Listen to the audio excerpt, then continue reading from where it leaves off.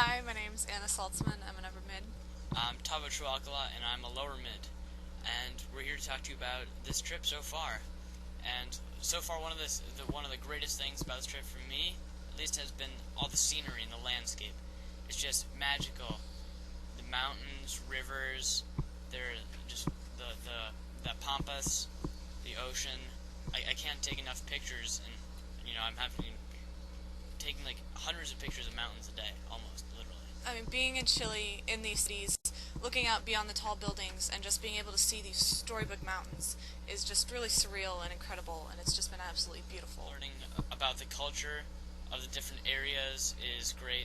Learning a bit about the history. We eat a lot of lamb. Yes, lamb did get a bit tiring, but now we're on the ship and we're having very delicious, diverse meals. Another great thing about being here is you get to meet people either inside the Hotchkiss community who you don't really know, or you can extend out and talk to the faculty members or people from the Mars group and really get to know interesting things. I mean, it's been really great. I've gotten really close with people I probably never would have talked to before at school, and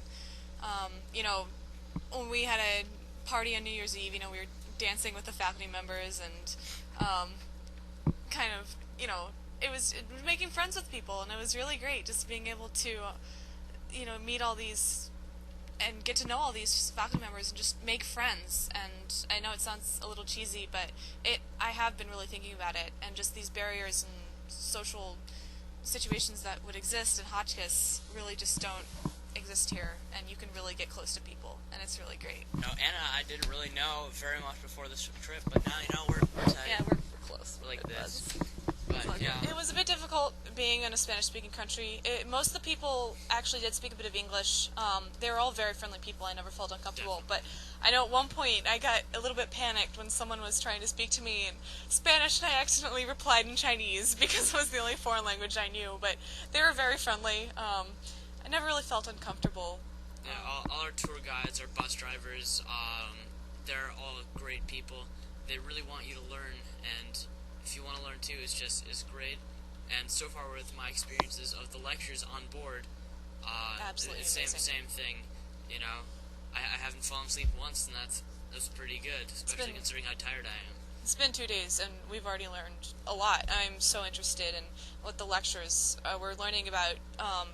The geology of the land, how these mountain ranges were formed, birds, wildlife, the history of expeditions to the Antarctica. I walked on board the morning after we first got on the ship, looked around me, and there was ocean to horizon, everywhere I could see.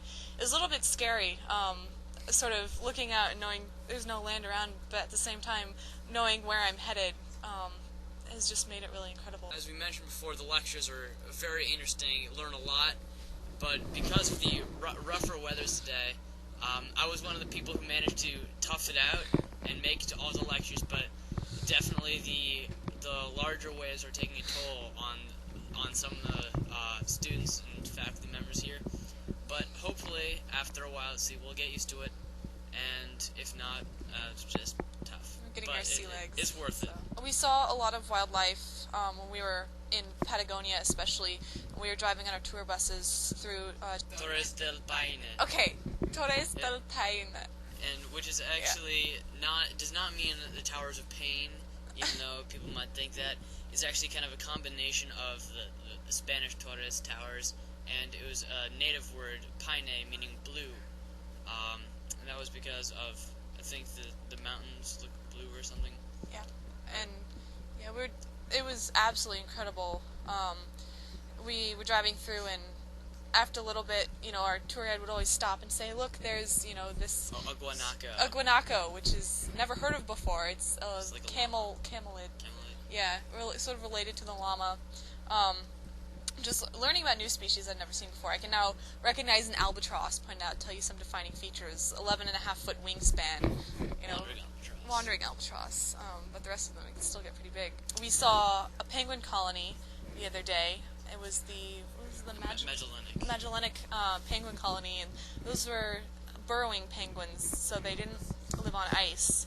And we walked around and were very quiet and just watched them. Their young were about 1 or 2 months old, and it was very cool to be able to see penguins up close. Shout out to my family, My family as well. Dakota, for setting this up, and Anna for being such a great interview partner. Yeah, you too, Tavo.